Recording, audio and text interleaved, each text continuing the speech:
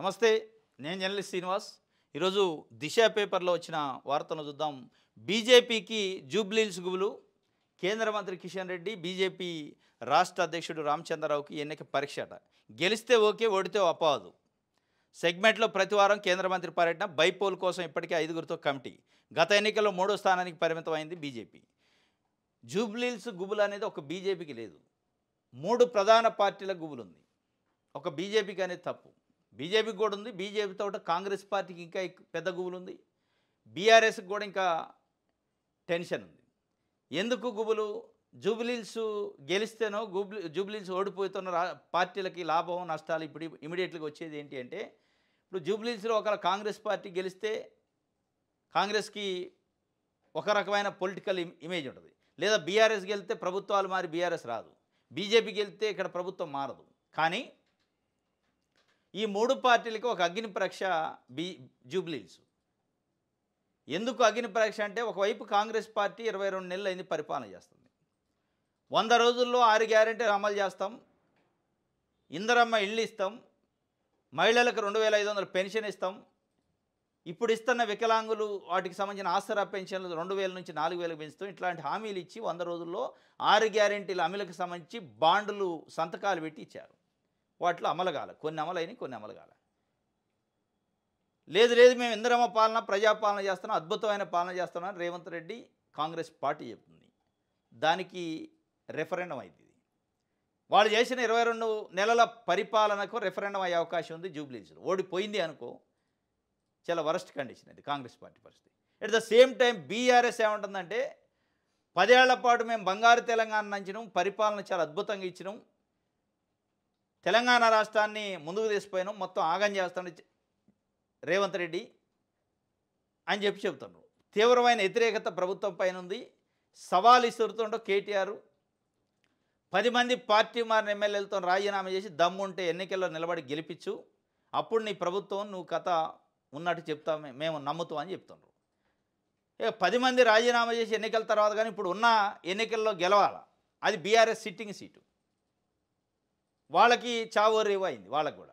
ఎందుకంటే 22 నెలల పరిపాలన వ్యతిరేకత ఉంది, ఓడిపోతారు, ఎన్నికలకు సిద్ధమా అని పదే అంటున్నారు కదా.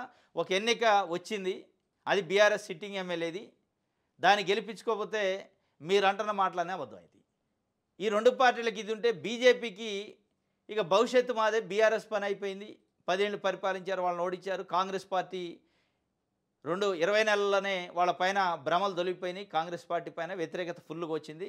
ఇక ఆల్టర్నేట్ మేమే, భవిష్యత్తులో ఈ రాష్ట్రాన్ని పరిపాలించేది మేమే, మా చేతులను పెట్టిద్ది తెలంగాణ సమాజం అంటున్నారు. మరి అంత సమాజం, తెలంగాణ సమాజం పెట్టిద్ది అనుకున్నప్పుడు ఆ స్థాయిలో ఓటు రావాలి, ఆ స్థాయిలో సీటు గెలవాలి తప్పనిసరిగా. గతంలో జూబ్లీహిల్స్ 3వ స్థానంలో వచ్చారు గడిచిన ఎన్నికల్లో. ఇప్పుడు వాళ్ళకు ఒక సవాలు.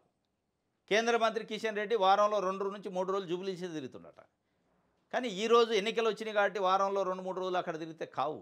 ఎన్నికల కంటే ముందు ప్రజలకి మీ పార్టీ ఏం చేస్తుంది, అసలు 2 బడ్జెట్లు అయిపోయినాయి. 2024 ఎన్నికల తర్వాత కేంద్రంలో 3వసారి మన మోడీ ప్రధాని అయిన తర్వాత ఎన్ని వేల కోట్ల రూపాయలు తెలంగాణకు తీసుకొచ్చారు కేంద్ర మంత్రిగా కిషన్ రెడ్డి ఉండి. అది కదా చెప్పాల్సింది. తెలంగాణకు వచ్చిన లాభమైంది బీజేపీ వల్ల, మోడీ వల్ల. ఏం తీసుకొచ్చారు? 8 మంది ఎంపీలను తెలంగాణ ప్రజలు మీకు ఇస్తే తెలంగాణకు ఒరిగింది ఏంది, వచ్చిందేంటి అంటే సమాధానం లేదు. ఇప్పుడు జూబ్లీహిల్స్లో ఎన్నికలు ఉన్నాయి కాబట్టి ఓట్లు వేయండి అంటే వేస్తారు అంత ఈజీగా.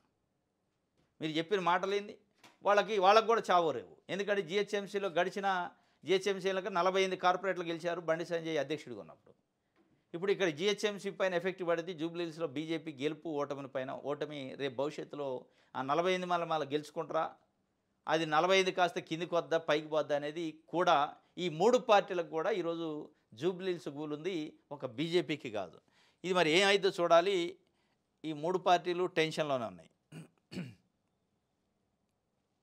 రైట్, ఎవరి కాళ్ళే జూబ్లీహిల్స్ మందే అంటున్నారు. ఇది వార్త. నెక్స్ట్ ఆంధ్రప్రభ చూద్దాం. ఫిరాయింపులపై సాక్ష్యాలున్నాయి, పక్కా ఆధారాలతో బీఆర్ఎస్ రెడీగా ఉందట. ఫిరాయింపు ఎమ్మెల్యేలపై స్పీకర్ కార్యాలయం లేఖకు వివరణ, హార్డ్వేరు సాఫ్ట్వేర్ కాపీలు పత్రికల క్లిప్పింగ్లు, ఆ ఎమ్మెల్యేలు చేసిన వ్యాఖ్యలు, సీడీలు, పెన్ డ్రైవ్లు లలో పలు వివరాలు స్పీకర్కు అందజేసే నివేదిక గులాబీ దళపతి కేసీఆర్ ఆమోదం. ఇంకాస్త సమయం కావాలన్న కడియం శ్రీహరి, దానా నాగేందర్. మరోసారి లేఖ రాసేందుకు సిద్ధమైన అసెంబ్లీ కార్యదర్శి. మొత్తానికి ఫిరాయింపు చేసిన ఎమ్మెల్యేలపైన సుప్రీంకోర్టు సూచనలు, ఆర్డర్లతోని కకావికలం అవుతున్నారు 10 మంది పార్టీ మారిన ఎమ్మెల్యేలు. అది ఎక్కడి దాకా వచ్చిందంటే స్వయంగా ముఖ్యమంత్రి గారితో కూర్చొని ఏంది మా పరిస్థితి, మా పార్టీ మా రాజకీయ భవిష్యత్తు ఏంటి, మిమ్మల్ని నమ్మి పార్టీలోకి మారను, అసలు రెండుకి జడ్డ రేవడి లెక్క అయింది మా పరిస్థితి. అటు బీఆర్ఎస్ కాకుండా అయింది, ఇటు కాంగ్రెస్ పార్టీ కాకుండా అయింది. ఏ పార్టీ చెప్పుకోలేని పరిస్థితి. మమ్మల్ని నువ్వు కాపాడుతావా, లేదంటే మరి ఏం చేస్తావు, అగాధంలోకి నేడతావా అంటే లేదు లేదు నేను మీకు అండగా ఉంటా అని చెప్పిండు ఆయన. ఎవరైనా ముఖ్యమంత్రి రేవంత్ రెడ్డి 2014 నుంచి 2018 మధ్యలో ప్రతిపక్షంలో ఉన్న కాంగ్రెస్ 23 మధ్యలో ప్రతిపక్షంలో ఉన్న కాంగ్రెస్ పార్టీ, వాళ్ళ పార్టీ సింబల్ పైన గెలిచిన ఎమ్మెల్యేలు బీఆర్ఎస్ పార్టీలో జాయిన్ అయితే ఇదే ముఖ్యమంత్రి, ఇప్పుడు ముఖ్యమంత్రిగా ఉన్న రేవంత్ రెడ్డి గారు అప్పుడు ప్రతిపక్షంలో ఉండి రాళ్లతోని కొట్టి చంపాలన్నాడు. రాళ్లతోని కొట్టి చంపాలి, లేదంటే పార్టీ మారిన ఎమ్మెల్యేల ఇళ్ల ముందు చావు డప్పు మోగించాలి, ఈ ఇంటి మీద కాకి ఆ ఇంటి మీదకి వాలకూడదు, నీతి నిజాయితీ ఉంటే అన్నాడు. ఇప్పుడు ఆయనే స్వయంగా వాళ్ళని కూర్చోబెట్టుకొని ఏ వ్యక్తులను అయితే రాళ్లతో కొట్టాలండో, ఏ వ్యక్తుల ఇళ్ల ముందు అయితే చావు డప్పు మోగించాలండో వాళ్ళనే కూర్చోబెట్టుకొని నేనున్నా మీకు అండగా అన్నాడు. ఇక ఆయన దగ్గర పోయి మొరబెట్టుకునే స్థాయికి వచ్చింది ఆ టెన్షన్, ఆ భయం. మొత్తానికి స్పీకర్ మొన్న ఉత్తరాలు రాసిన వాళ్ళకి మీరు పార్టీ మారారా లేదా, మీ పైన ఎందుకు యాక్షన్ తీసుకోవద్దని. లేదు లేదు మేము పార్టీ ఇప్పుడు మారిన మేము అందులో ఉన్నామని, వాళ్ళు బీఆర్ఎస్లోనే ఉన్నామని చెప్పి రిప్లై ఇచ్చారు. ఆ కాగితాలు కాస్త బీఆర్ఎస్ నుంచి పార్టీ నుంచి కంప్లైంట్ చేసిన వాళ్ళకి పంపారు. వాళ్ళు అది చూసుకొని లేదు లేదు వాళ్ళు కాంగ్రెస్లోనే ఉన్నారు అనే దానికి మా దగ్గర స్పష్టమైన ఆధారాలు ఉన్నాయని పక్కా ఆధారాలతో రెడీగా ఉన్నారట. కానీ మీరు చెప్తున్న ఆధారాలు ప్రజాస్వామ్యంలో రాజ్యాంగం ప్రకారం చట్ట ప్రకారం చెల్లుతాయా? పార్టీ ఫిరాయింపులకి విప్పు ధిక్కరిస్తే దానికి ఏదైనా ఓటేస్తేనో లేకపోతే పార్టీ ఆదేశాలకు వ్యతిరేకంగా ఓటేసిండు అనుకో, అది స్పష్టంగా ఆధారం. ఇప్పుడు దానా నాగేందర్ ఫిరాయించినట్టే కంపల్సరీ. సికింద్రాబాద్ ఎంపీగా పోటీ చేసిన బీఫామ్ పైన, కాంగ్రెస్ బీఫామ్ పైన అట్లాంటి ఎవిడెన్స్ ఉండాలి తప్ప మీటింగ్లలో పాల్గొంటూ ఫ్లెక్సీలలో ఫోటోలు ఉన్నాయి, లేదా కండవ కప్పేటప్పుడు ఫోటో తీసినాం, అది లెక్కలోకి రావు. స్పష్టంగా ఫిరాయింపు చట్టం ఏం చెప్తుందంటే, కారు గుర్తు పైన గెలిచిన ఎమ్మెల్యే కారు గుర్తు పార్టీకి ఏదైనా ఓటు వేయాల్సిన పరిస్థితి వస్తే ఓటు వేయకుండా కారు గుర్తు పార్టీ అధ్యక్షుడి ఆదేశాలను ధిక్కరించి వేరే పార్టీకి లాభం చేకూర్చే విధంగా ఈయన ఓటు పనికి వచ్చిందంటే అప్పుడు ఫిరాయింపుకి అది లెక్కలోకి వస్తాయి. మరి అట్లాంటి ఈ 10 మంది ఎమ్మెల్యేలు వచ్చిన తర్వాత అట్లాంటి ఎన్నిక ఏది జరగలే. జరిగి వీళ్ళు వేరే పార్టీకి ఓటేసి వాళ్ళని గెలిపించి దానివల్ల కారు పార్టీ ఓడిపోయిందంటే అప్పుడు ఫిరాయింపు చట్టం వర్తిస్తుంది. ఇది తప్ప ఫ్లెక్సీల పైన ఫోటోలు, కండవ కప్పుతుంటే ఫోటోలు ఈ చట్ట ప్రకారం తీసుకోరు. వాస్తవం కళ్ళ ముందు కనపడుతుంది, వాళ్ళు పార్టీ మారారు 100కు 100% దాని డౌట్ లేదు, అవి తీసుకోరు. ఇది మొత్తానికైతే పక్కా ఆధారాలతో రెడీగా ఉన్నారట. ఇది ఒక వార్త.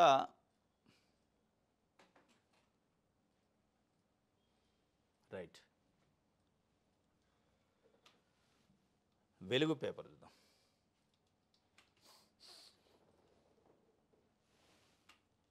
ప్రభుత్వ భూములకు జియో ట్యాగింగ్ అట. కబ్జాల నుంచి కాపాడేందుకు రాష్ట్ర సర్కార్ నిర్ణయం. డిజిటల్ సర్వే చేసి జియో ట్యాగ్ చేయాలని రెవెన్యూ శాఖ ప్రతిపాదనలు. నువ్వు జియో ట్యాగింగ్ చెయ్యి, మెడలో వేసుకొని తిరుగు. రాజకీయ నాయకులకి అధికారులకు కమిట్మెంట్ లేకపోతే ఏ ట్యాగింగ్ చేసినా ఆగదు.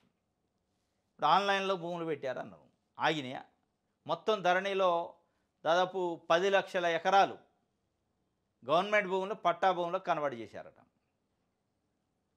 10 లక్షల ఎకరాలు, ఒకటి కాదు 2 కాదు, 10-25 లక్షలు పెంచి పడేశారు.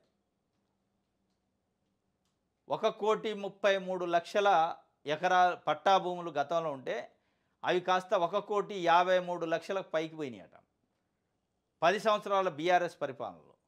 ధరణి వల్ల ఎండోమెంట్ భూములు, వక్ భూములు, అసైన్మెంట్ భూములు, లావన్ పట్టాలు, పంచరాయల భూములు, వీటన్నిటిని పట్టా కింద కన్వర్ట్ చేసి అమ్మేసుకున్నారు. ఇక నీ జియో ట్యాగింగ్ చేస్తే, జియో ట్యాగింగ్ చేసేదోరు మళ్ళీ అదే అధికారులు, అదే ప్రభుత్వాలు కదా. అది మనసులో ఉండాలి, కబ్జాలు చేయకూడదు, ఇది నీతివంతమైన పాలన అందించాలి, నీతి నిజాయితీకి విలువలతో కూడా ఉండాలి. ఇది ఎప్పుడు ఉంటుంది? 1-2 భయం అన్న ఉండాలి, భక్తి అన్న ఉండాలి. చట్టం అంటే భయం అన్న ఉండాలి, భక్తి అన్న ఉండాలి. మనోళ్ళకి అసలు భక్తి లేదు, ఏ అక్రమాలు చేసినా ఎవడు ఏమన్నా అనేది ఉంది. ఇక భయం ఉండాలి. భయం అంటే ఎట్లా ఉండాలి? ఎవడన్నా చేసిండు కబ్జా తప్పు చేసిండంటే వాడు జైల్లోంచి బయట రాకుండా ఉండాలి. వాడి ఆస్తులు మొత్తం తీసుకొచ్చి ప్రభుత్వ ఖజానాలో వేయాలి. అది చేస్తే తప్ప ఈ ట్యాగింగ్లు గింగిలు చేస్తే ఎవ్వడు ఆగడు. 800 మంది ఏసీబీ రైడ్ అయిన అధికారులు ఈరోజు గడిచిన 10 సంవత్సరాలలో ప్రభుత్వం దగ్గర పెండింగ్ ఉన్నాయి పర్మిషన్ కోసం. ఏసీబీ రైడ్ అయ్యి రెడ్ హ్యాండెడ్గా దొరికి వాళ్ళ పైన మేము ప్రాసిక్యూషన్ చేస్తాం పర్మిషన్ ఏంటి అని సిఎస్కి లెటర్ పెట్టుకుంటే లెటర్కి పర్మిషన్ లేదు. ఇంకెక్కడి నుంచి ఆగిద్ది అవినీతి? అదే 800 మందిని ప్రాసిక్యూషన్ చేయడానికి మీరు అనుమతి ఇచ్చి ఉంటే వాళ్ళ ఆస్తుల్ని రికవరీ చట్టం కింద మొత్తం ప్రభుత్వ ఖజానాలో పడేస్తే అటాచ్మెంట్ చేసి ఉంటే ఇంకొక అధికారి భయం ఉండదా అవినీతి చేయాలంటే? ఏది లేదా, ఏదో తూతు మంత్రం. ఇది ఫార్మాలిటీ కోసం జరుగుతున్న రైడ్లు, ఫార్మాలిటీ కోసం చేస్తున్న కాగితాల కోసం రాస్తున్న కేసులు తప్ప నిజంగానే కమిట్మెంట్ కోసం చేస్తున్నాయి అయితే ఈ ట్యాగింగ్లు పనిచేస్తాయి. ఇది జియో ట్యాగింగ్ చేస్తారట గవర్నమెంట్ భూములు ఇది కాకుండా. రైట్. పహల్గామ్ దాడి తర్వాత పాక్తో మ్యాచ్ ఎలా ఆడతారు? భారత పౌరుల ప్రాణాల కంటే డబ్బే ఎక్కువ. అజాదుద్దీన్ ఓవైసీ చెప్తుండూ పహల్గామ్ బాధితులకు ప్రధాని మోదీ ఏం సమాధానం చెప్తారని సూటిగా అడిగిండే ఎంఐఎం అధినేత హైదరాబాద్ ఎంపీ. పహల్గామ్ దాడి తర్వాత పాక్తో ఎట్లా మ్యాచ్ ఆడతారు? వాస్తవంగా ఈ ప్రశ్న భారతదేశం చాలామందిని మొత్తానికి నిన్న దుబాయ్లో జరిగింది. పాక్కి ఇండియాకి మధ్యలో మ్యాచ్ జరిగింది, ఆసియా కప్పు. పాకిస్తాన్ని చిత్తుచిత్తుగా ఓడించింది. 7 వికెట్ల తేడాతోని గెలిచింది ఇండియా. అఖండమైన విజయం సాధించారు వాస్తవంగా. దాని తర్వాత సరే ఆపరేషన్ సింధూర్లో పాకిస్తాన్ పైన భారతదేశం విజయం సాధించింది. అదే రేంజ్లో పాకిస్తాన్ జట్టు పైన భారతదేశం ప్రచండంగా ఆడి విజయం సాధించారని సంతోషం అయితే చేశారు. కానీ ఎంఐఎం అధినేత సూటిగా అడిగిండి ఆ ప్రశ్నకి ఇవాళ బీజేపీ కానీ బీజేపీ ప్రభుత్వం కానీ సమానం చెప్పాలి. పహల్గామ్లో పేర్లు అడిగి మరీ మతం అడిగి మరీ చంపేశారు. కళ్ళ ముందే కుటుంబ సభ్యుల ముందే కళ్ళ ముందు చంపేశారు పేర్లు అడిగి మరి. అట్లాంటి పహల్గామ్ దాడి జరిగిన తర్వాత చనిపోయిన తర్వాత ఆపరేషన్ సింధూర్ అది చేసిన తర్వాత చేసే సందర్భంలో పాకిస్తాన్లో ఉన్న కొంతమంది నాయకులు సింధు నదిలో పారేది రక్తం నీరు కాదు రక్తం పారేది అని చెప్పారు. నీళ్లు నిలిపితే నీరు రక్తం ఒకే దారిలో పారవని చెప్పారు. మరి అట్లాంటి నీరు రక్తం ఒకే దానిలో పారవని చెప్పిన తర్వాత ఒకే స్టేడియంలో భారతదేశం పాకిస్తాన్కి సంబంధించిన ప్లేయర్స్ ఎట్లా ఆడతారు అని చెప్పి పెద్ద ఎత్తున విమర్శలు అయితే వస్తాయి. సరే నిన్న ఎంఐఎం అధినేత సూటిగా ప్రశ్నించి ఏం చెప్పిద్దో చూడాల బీజేపీ.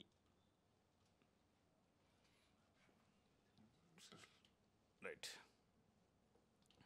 సాక్షి పేపర్. బంద్పై ప్రతిష్టామన్న ప్రైవేటు కాలేజీల యాజమాన్యాలతో అర్ధరాత్రి వరకు ప్రభుత్వం చర్చలు.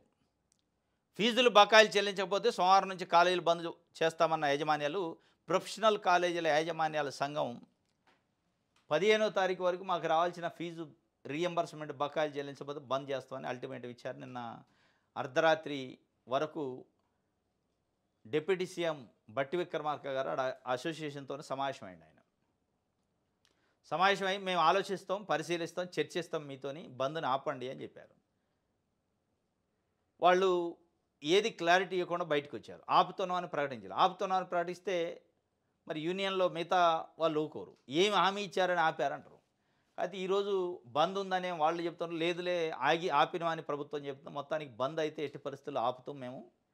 ఈరోజు చర్చలు జరిగిన తర్వాత చర్చల్లో ఏమన్నా గ్రోత్ ఉంటే అప్పుడు మేము బంద్ని నిలుపుదల చేస్తాం తప్ప అప్పటిదాకా ఉంటుందని ఒక ప్రతిష్టంభన అయితే కొనసాగుతుంది.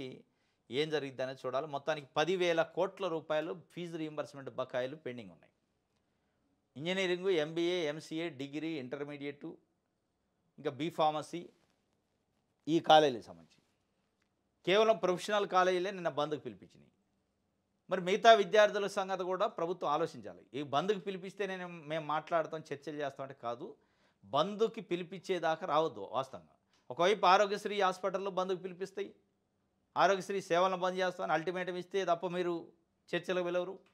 ఇంకోవైపు కాలేజీ యాజమాన్యాలు బంద్కు పిలిపిస్తే తప్ప చర్చలకు వెళ్ళరు. అప్పటిదాకా మీకు పట్టింపు ఉండదు.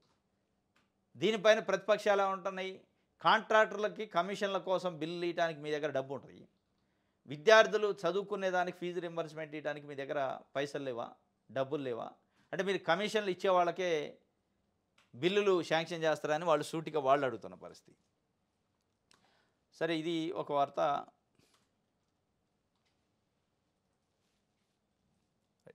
ఆంధ్రజ్యోతి చూద్దాం. 1000కి పైగా కాలేజీలు బంద్, నేటి నుంచి రాష్ట్రంలో ఉన్నత విద్యా సంస్థల నిర్వధిక మూసివేత. వాళ్ళు నిన్న బయటకు వచ్చి చెప్పారు, చర్చల తర్వాత బందే చేస్తాం, మాకు స్పష్టమైన హామీ వచ్చే వరకు ఎట్టి పరిస్థితుల్లో ఆపమని చెప్పి. దాంట్లో ఫార్మసీ, బీఈడి, ఇంజనీరింగ్ పరీక్షలు, ఇంజనీరింగ్ కాలేజీలు ఉన్నాయి, ఎంబీఏ, ఎంసీఏ కాలేజీలు ఉన్నాయి.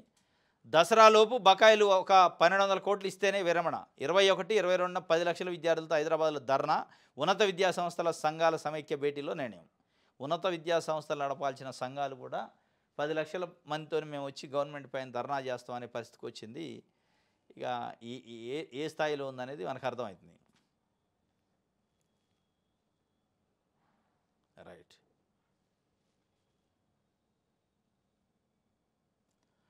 యోగా గురువు పైన వల వేసిందట. అనారోగ్యం అంటూ వచ్చి ఆశ్రమంలో చేరి గురువుకు దగ్గరై ఫోటోలు, వీడియోలు తీసిన 2 మహిళలు 2 కోట్లు ఇవ్వాలని, లేకుంటే అవి బయట పెడతామని బెదిరింపులు. పోలీసులను ఆశ్రయించిన గురువు డబ్బులు ఇస్తామని పిలిపించి ముఠాను పట్టుకున్న పోలీసుల అదుపులో ఇక 5 నిందితులు. వీళ్ళు 3 జెంట్స్, వీళ్ళిద్దరు లేడీస్. ఇది ఒక ముఠా ఆట. ఈ ముఠా కట్టి ఎవరైతే పైసలు ఉన్నోళ్ళు ఉంటారో వాళ్ళ దగ్గర పోవటం, స్కెచ్ చేసి రెక్కి నిర్వహించి వీళ్ళని పంపటం, మహిళల్ని వాళ్ళతోని ఆ చనువుగా ఉండేటట్టు చేయటం, చనువుగా ఉన్న వీడియోలో ఫోటోలు తీసుకోవడం, బెదిరింపు, బ్లాక్మెయిల్ చేశారట. చేవెళ్ళ దగ్గర ఒక వెంకటరామరెడ్డి అని ఈ యోగా నేర్పుతారట. యోగా, న్యాచురల్ ఫుడ్ వీటి గురించి ఎక్స్ప్లెయిన్ చేస్తానంటే ఆశ్రమంలోకి చిన్నగా జ్వరపడ్డారు, ఆరోగ్యం బాగాలేదని. వీళ్ళే దేశపోయి పెట్టారట. పెట్టి దగ్గర ఏ కాడికి వచ్చిందంటే ఫోటోలు, వీడియోలు తీసుకునే కాడికి వచ్చిందట. ఆయన ఏమంటాడంటే, నాకు మత్తు మందు కలిపి ఇచ్చి, ఆ మత్తు మందు కలిపిన తర్వాత నేను మత్తులో ఉన్నప్పుడు తీసుకొచ్చి ఫోటోలు తీశారు, అసభ్యకరంగా ఆ ఫోటోలను చూపించి బెదిరించారని మొత్తానికైతే పోలీసులకి కంప్లైంట్ చేస్తే పోలీసులు వలేసి పట్టుకున్నారు. ఇట్లా కూడా ఉన్నారు.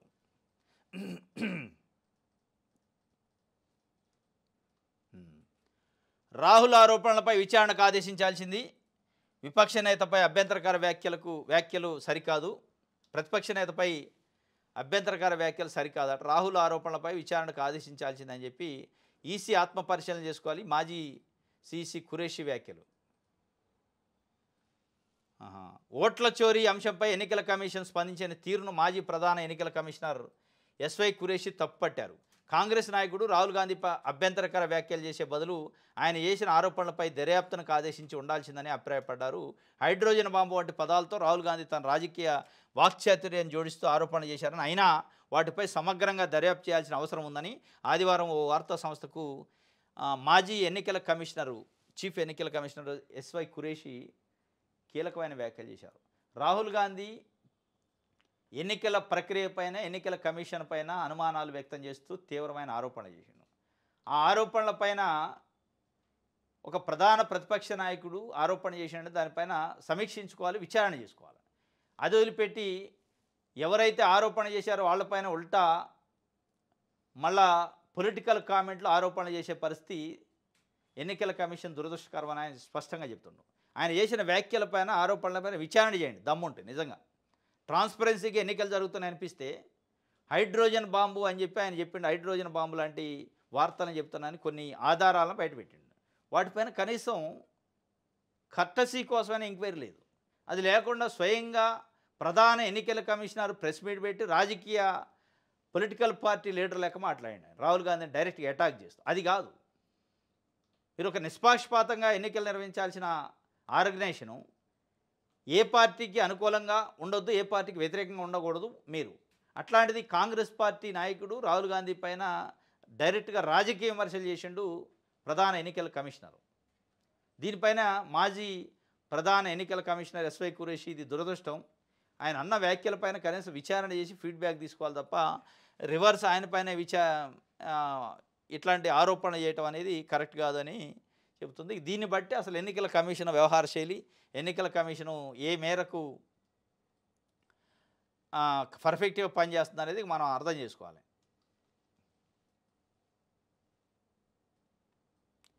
యూరియా క్యూ లైన్లో మాజీ మంత్రి సత్యవతి అట. కూపన్ ఇచ్చినా ఒక బస్తా దొరకలేదన్న బీఆర్ఎస్ నేత. యూరియా కోసం వెళుతూ రోడ్డు ప్రమాదాలు 2 మృతి. యూరియా క్యూ లైన్లో యాడికి వచ్చిందంటే మాజీ మంత్రి కూడా లైన్లో నిలబడే కాడికి వచ్చింది. కన్నతల్లిపై అత్యాచార యత్నం చేసినాడ కొడుకును కొట్టి చంపిన తండ్రి. మహబూబ్నగర్ జిల్లాలో ఘటన జరిగింది. మద్యం మత్తులో మృగంలా మారి కన్నతల్లిపైన లైంగిక దాడికి యత్నించిన ఓ యువకుడిని అతని తండ్రే కొట్టి చంపేశాడు. తాగిన మైకంలో రాక్షసుడిగా మారిన కొడుకుని అడ్డుకునే క్రమంలో ఆ తండ్రి హంతకుడు అయ్యాడు. మహబూబ్నగర్ జిల్లా జడ్చర్లలో జరిగిన ఘటనకు సంబంధించి జడ్చర్ల సిఐ కమలాకర్ తెలిపిన వివరాలు. జడ్చర్ల మండలం పోలేపల్లి పోలేపల్లి సేజ్ అని ఉంటుంది కదా, అక్కడ పోలేపల్లికి చెందిన దంపతులకు 2 కుమారులు 2 కుమార్తెలు. వీరిలో ముగ్గురికి వివాహాలుగా చిన్న కుమారుడు 28 సంవత్సరాలు అవివాహితుడు. ఆ దంపతులు తమ చిన్న కొడుకుతో కలిసి ఒకే ఇంట్లో నివసిస్తున్నారు. మద్యానికి బానిసైన చిన్న కొడుకు కొన్నాళ్ళుగా జులాయిగా తిరుగుతుండు. జల్సాలకు అలవాటు పడ్డాడు. అయితే మద్యం మత్తులో ఉండగా ఆ యువకుడు తన కన్నతల్లిపై ఇప్పటికే పలుమార్లు లైంగిక దాడికి యత్నించాడు. ఈ విషయం తెలిసి కొడుకు తీరుపై తీవ్ర ఆగ్రహం వ్యక్తం చేసిన తండ్రి ప్రవర్తన మార్చుకోవాలని కొడుకుని పలుమార్లు హెచ్చరించాడు. ఈ క్రమంలో శనివారం గొడవ జరిగిందట. ఆ గొడవ ఆపే క్రమంలో ఇక అయిపట్టింది వెళ్ళినట్టు చచ్చిపోయిందట. కన్నతల్లిపైన అత్యాచారం అంట. అంటే ఎడిపోతుంది సమాజం.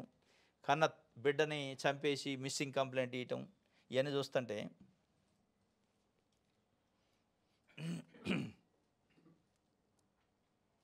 జూబ్లీహిల్స్లో ఇట్టు కొడదామని చెప్పి ముఖ్యమంత్రి రేవంత్ రెడ్డి గారు చెబుతున్నారు. గెలిస్తే చాలు, ఇట్లు వద్దు. దాంట్లో ఇట్టు ఏముంటుంది? రైట్. ఈనాడు చూద్దాం. 1 ఎకరా 101 కోట్లు పలికిందట రాయదుర్గం నాలెడ్జ్ సిటీలో. 18.67 ఎకరాలకు వచ్చే నెల 6న ఈ వేలం పెడతారట. అంటే భూములు అమ్మే కార్యక్రమం కేసీఆర్ చేసిండు. దాని తర్వాత ఈయన కంటిన్యూషన్ చేస్తాడు రేవంత్ రెడ్డి కూడా. 1 ఎకరం 100 అంటే 101 కోటి రూపాయలు పడుతుందట రాయదుర్గం నాలెడ్జ్ సిటీలో. ప్రారంభ ధరలు నిర్ణయించిన ప్రభుత్వం కనీసం 2,000 కోట్లు సమకూరుతుందని అంచనా. ఈ తెచ్చి మళ్ళీ రేపు రైతు భరోసాకి వీటికి ఇయటానికి అనుకుంటా 2,000 కోట్లు జమ చేయడానికి భూములు అమ్మే కార్యక్రమం వేలంపాట పెడుతుండట. 1 ఎకరాన్ని 101 కోటి అంటే 101 కోట్ల ధర ప్రైమరీగా నిర్ధారించారట. వేలంపాట్లకి పెరుగుతూ ఉంటుంది, దానికంటే తక్కువ రాదు. రైట్. ఇది ఈనాడుకి సంబంధించి.